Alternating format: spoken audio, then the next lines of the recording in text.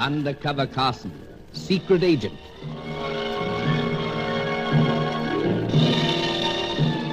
Operation Deathray, an assignment in Rio.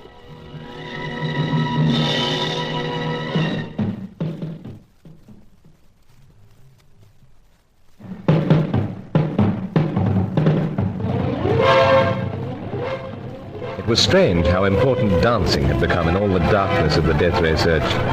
The all-knowing scientist Charco claimed that the Cossack was coming to Rio for the big carnival. And from what we had gleaned, this chappie was a dancer of some sort. Apart from the dancers so many of our rivals led us, we had the French-Italian breathtaker Fakerelli.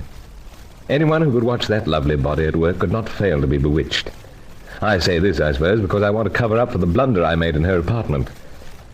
As the city seethed outside with the mounting excitement of the carnival, just 2 days to go, Faye donned her festive fancy dress, and she made just about the most eye-catching harlequin I've ever seen. She suggested a dance, one of her little whims, and who was I to refuse? She also suggested I might abandon the pipes for the moment and draw on a cigarette. How charmingly she lit it for me, and how divinely she danced. Well, the cigarette was drugged, and I awoke, I don't know when, to find her bending over me.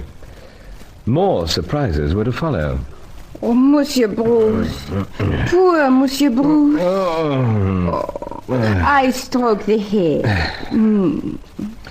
That better? Oh, head like lead, I'm afraid. Poor boy. Yeah, but I'll do stroking myself. It is no use for you to try. I see. As they say in the westerns, roped. Roped? Hog-tied. I do not understand. I'm bound up. Ah, oui. Oui, you are, Monsieur Bruce. Faye, my dear. Just what sort of dance did you call that? The cigarette dance? You did not like it? The dance, yes. The cigarette? Not really. Yes, it was drugged, of course. It was. Oh, dark outside, eh? You sleep for many hours. And you've taken off the harlequin costume, I notice. Oh, but I keep that special for the carnival. And, by your reckoning, what are my chances of seeing the carnival? I am sorry, Monsieur Bruce, but you must wait another year. So your instructions are to keep me out of the way till the carnival's over? Oui. Charco's instructions? Oh, please, do not mention that name. But Charco's forcing you to work for him, even though you yourself are a freelance agent. Come on. I do not know. You cover up many emotions, my dear, but you show fear at the mention of his name. Believe me, Monsieur Bruce, I do this to protect you. Charco says I must kill you. Already I've warned you once. So, the general idea is to keep me here a prisoner, to use a cloak and dagger term, till the fun's over. Till Charco gets what he wants and skips town. Oui, I do this to help you. And self a little at the same time. It is for the best, believe me. Oh, what a woman you are. Yet there's something strange in the way I fell into this trap. But how is it strange? You seem to have everything arranged. Musical box for dance, costume, drugged cigarettes. I have. Yet we only met by accident in the Rio Branca. It was not by accident. Coincidence, then? No, I know you are out seeking for me. Oh, how so? After you go from the apartment of Monsieur Sir Giles, I make the telephone call. Ah, so that's it. He hesitate, but then he say you look for me. Pity we met. Oh, you are cruel, Monsieur Bruce. Well, if you had these ropes around you, you'd have other ideas. Yes, you wrap them well, you know. Oh, nothing special. No, but elementary training for undercover agents, and that's us. Tell me, Faye, what the blazes are you doing in this business? I cannot. For all your duplicity, you know, you've quite an adorable nature. Someday, perhaps, I explain. But now, I will bring you food and drink. Now, how about a pipe? I take them all from you, just in case. But what in the name of heaven could I do with them, with hands and arms tied? There is the one that shoot the arrow, Monsieur Bruce. I put that in your mouth and next, whoosh, the arrow got my heart. Oh, perish the thought. And then there is the one that make the radio call. No, you let Monsieur Sir Giles know where you are, perhaps. Seems you know too much about my pipes.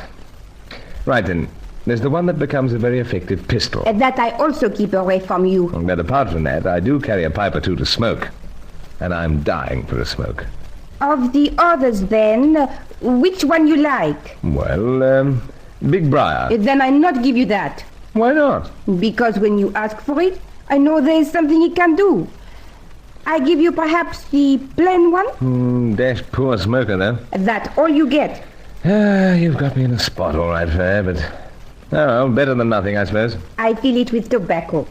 Then I help you to light it. And then I get you some food. Oh, do not worry, Monsieur Bruce. I'll look after you. But you cannot get away from me this time.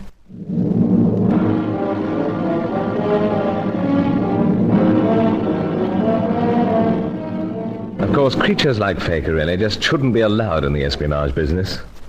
But it's an age-old custom of rival nations and factions to throw in such distractions. Even bound and tied as I was, lying there on the carpet, my head propped up with cushions, I couldn't help but admire the woman. In spite of the innocent-looking appearance of the pipe, she looked it over carefully before allowing me the smoke.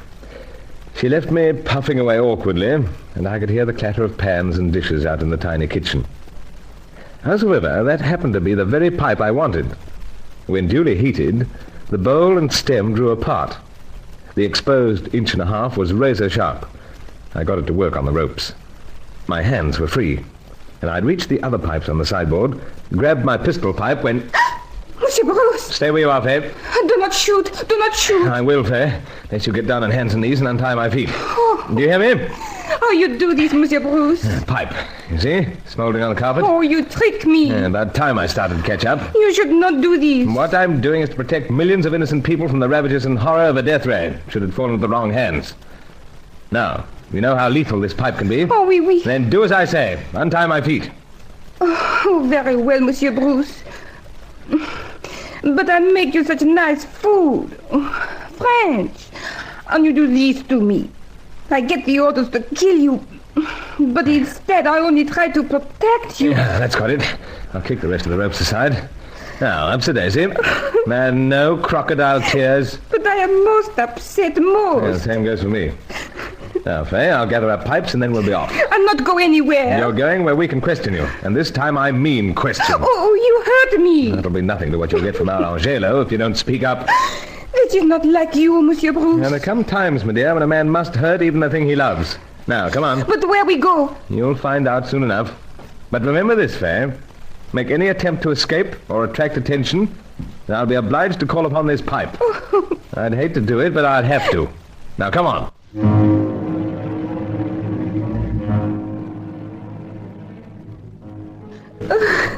My dear Mademoiselle Pirelli, must you keep on carrying on like that? It does rather distress us. No, it does indeed. It is because I discovered that Monsieur Bruce is not at the heart kind and gentle. He is so rough and so harsh to me. Won't hurt me more than you, Faye. Oh, you just say these things. You destroy everything. Yeah, no doubt. But Sir Giles, what about Angelo? Quite incapable of leaving his bed. Still thinks he's going to die? I fear so. I hope he die. I hope all of you die. Now, Faye. Mademoiselle Pirelli, this just won't do. Keep your hands from me. Much and all as I dislike being harsh with such a charming person as yourself, I must insist that you pull yourself together. Carson and I are determined that you shall give us certain information. I know nothing. Yeah, but you do, Faye. And we've reached the stage when we'll stop at nothing, my dear mademoiselle. You make everything most difficult for me. We realize that, and that's the idea. Now sit up, and let's get down to business. First, where is my handbag? You bring it along, Monsieur Bruce. So, here you are. Carson... everything all right, sir. I've been through it. Gentlemen. Let's hope I can make amends someday, but what are you after? Only my cigarettes. Give me a light. A box of matches here. Allow me. There we are. Now, the question. First and foremost, Charcot's whereabouts. I not know. Then how do you get in touch with him? He get in touch with me. How? I not know. Now, stop chewing at that cigarette. That cigarette, give it to me. Carson! What a fool I've been. I know nothing, Monsieur Bruce. Nothing. She's passed out. Of course. Had one of those drugged cigarettes tucked in an ordinary packet. Great heavens, no. She'll be out to it for hours. What are we to do now? Wait. That's all we can do. But she knows plenty about Charcot. Ravishing creature that she is, Sir Giles. She must be forced to talk. And Angelo must be fit enough to do it.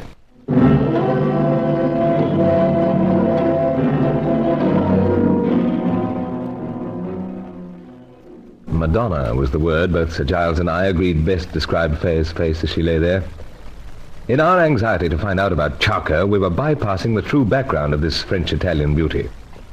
She didn't stir, But to make certain it wasn't some brilliant piece of acting, we had no alternative but to mar her lovely wrists and ankles with strips of sheeting. Friday night, with the carnival due to break out on Sunday.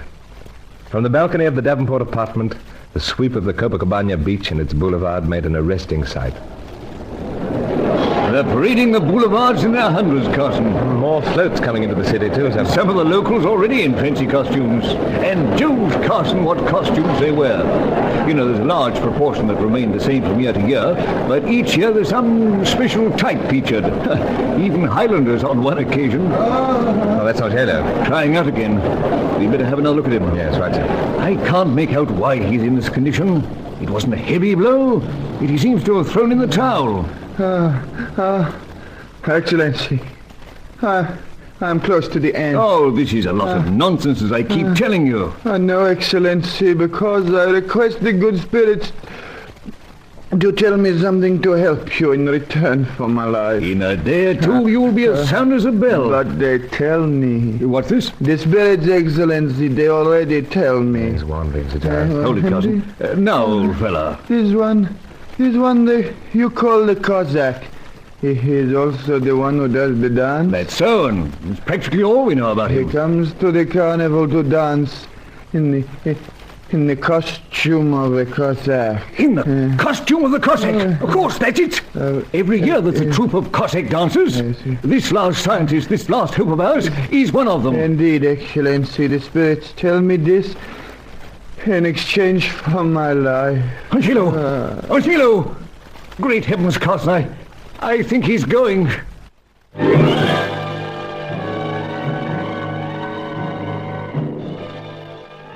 While Pecorelli had put herself beyond our questions for the time being, it seemed that Angelo was sinking lower.